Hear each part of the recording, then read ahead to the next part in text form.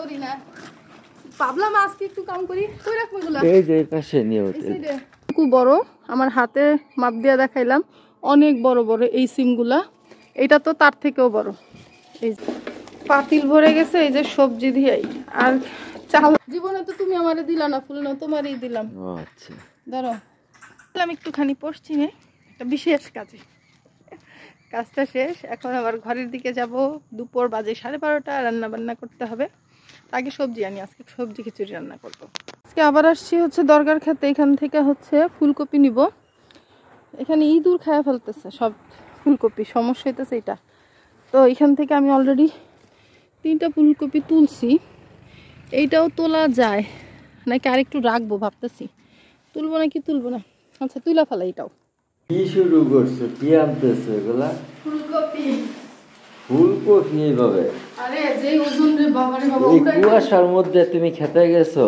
তাইলে তা আমারে বললো এটা আমি নিয়ে আসতাম না, নিজের খেতে নিজে উড়াইতে শান্তি আলাদা।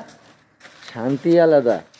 সারা জীবন তো আমি কোনো কামই করি না, ভাবলাম আজকে একটু কাম করি। কই রাখবো এগুলা? এই যে পাশে নিয়ে ওঠে। অনেক এক সাইডে রাখো, তো শুকাইলে পরে নিচে ফালাই এই দিয়ে। জায়গা রোদ পড়ে ভালো। দেখি একটা কপি দেখাও তো, কি আনলা? এই যে দেখো, গাছ দেখলেই তো শান্তি, কপি যাই হোক। এটা আরো বড় হইব, মাত্র শুরু হইতেছে। বড় হইব আরো। নিয়ে এসে বললাম খাইতে হবো, তোর যেহেতু দাম কম, সুতরাং এত মায়া করে লাভ নাই। ধরো কাটো, দেখি কেমন পারে। এটা নিয়েছো কেন? আমার তরকারিটা করতাম তো।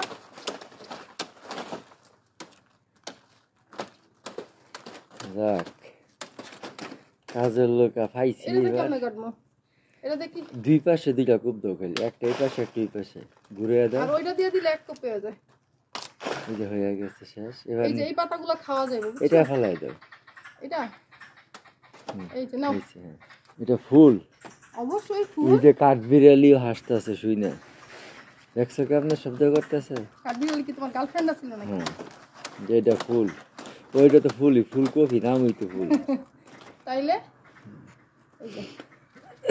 এই পাতাগুলা আমাকে এই জায়গাটা বেশি। আর ফেলাইছো এই হাইটা আপনি নিতে পারতো, যা ফেলাইছো।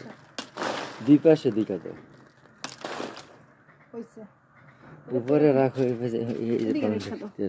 এই যে দাও। এটার মধ্যেও না একটু এই যে এই জায়গাটা একটু খাইছে, নাইলে এটা উড়াইতাম না আমি। ইঁদুরে ধরছে। হ্যাঁ, এটার লেগে উড়াইছি। থাক, সবারই রিজিকের ব্যবস্থা আল্লাহই করে দেয়। আসলে এটা তো পাগল লেগে রিজিকের ব্যবস্থা রাখছে যে আমাকে ওটা খাইবো, খা। এটার মধ্যে ময়লা লাগাইছে কিসে? এটা আমি ময়লা লাগাইনি, ইন্দুরে লাগাইছি। এত খারাপ কাজ করছে। এই যে ওই তো খাইতেছিল। হ্যাঁ, হাগুও করছে খালার ভিতরে। তাইলে দরকার নেই, ফালাই দাও।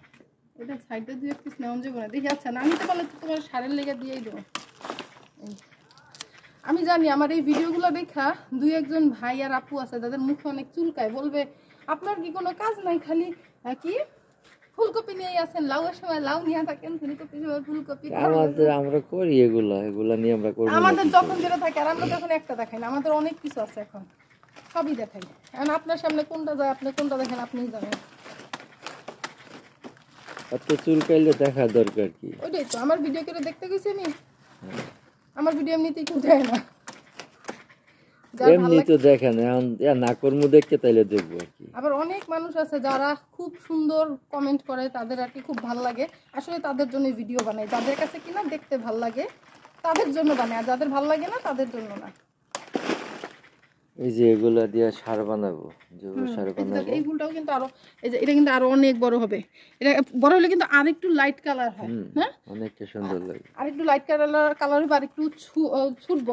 আর তোমার হইতেছে ওই সাইডটা, ওই যে যেদিকে আমরা যাই লাউয়ের খাই দিয়েছে যে, ওদিকে কিন্তু আমার মধ্যে ফুল আসে নাই, ওদিকে গাছও ছোট অনেক। এই যে চারটা। আর ছাদের আমার এই গাছটা আজকে উঠায় ফেলা হবে। এই গাছটা অষ্টগ্রামের রানিয়াপার বাড়ির মরিচের বীজ দিয়ে বানানো আর কি করা হয়েছিল, বানানো তো না, বীজ দিয়ে উঠানো হয়েছিল। এটা কেমনে উঠাইবা তুমি? এটা অনেক শক্ত। আচ্ছা, বাকিটা আমি দেখতেছি, দাঁড়াও। এটা উঠাইতে কষ্ট হবে। একটু পানি দিয়ে দাও। পানি লাগবে না, পানি দিলে ক্যাতক্যাত হবে, তোমার মাটি কিন্তু নরম আছে। এটা একটু লাড়ায় চাড়ায় উঠাইতে হবে এমনি এমনি করে। দাঁড়াও দেখি, এই যে এইভাবে তুমি একটু টপটা ধরো, একটু লাড়া চাড়া মারি। এই যে না উঠা যাবো এখন, এই যে আলগা হয়ে গেছে দেখছো, এই যে উঠা গেছে। এই জায়গায় রাখো, মাটিটা নিয়ে উল্টা দিকে আসো। হ্যাঁ দেখছো, মরিচ গাছ তো দীর্ঘমূলী না, গুচ্ছমূলী, এটা লেগে এরা সহজে উঠানো যায়। এখানকার সিমগুলা আজকে নিব ভর্তা খাইতে, খিচুড়ির সাথে সিম ভর্তা। এই যে মাশাআল্লাহ কত বড় বড় হয়েছে, দেখেন কতটুকু একটা। এগুলো নেই, এখান থেকে 2-3টা ঝোপা আছে যেগুলো আজকে পর্যন্ত ধরি নাই, দেখেন কত বড়। এগুলো নেই, আজকের ভর্তা হবে। আর এখন না ইচ্ছা করতেছে হইতেছে সিমগুলারে একটু বাত্তি করে বিচি বানাই, বিচিওয়ালা সিম খেতে ইচ্ছা করতেছে।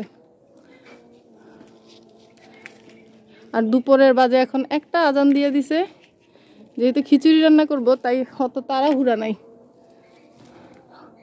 এই যে এইখানেও আছে বড় বড়, এগুলো যেহেতু ধরি না, এগুলো সব বড় হয়েছে। আজকে 3টা শালগম দিব, আজকে একেবারে রাতের জন্য রান্না করবো বুঝছো।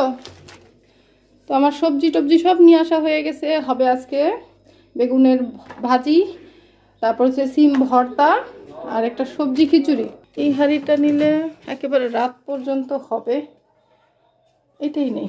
এমন একটা জায়গা প্রতিদিন একবার করে গুছানোর পরও মনে হয় যেন যেই লাউ সেই কদু হয়ে আছে, গুছানো হয় না।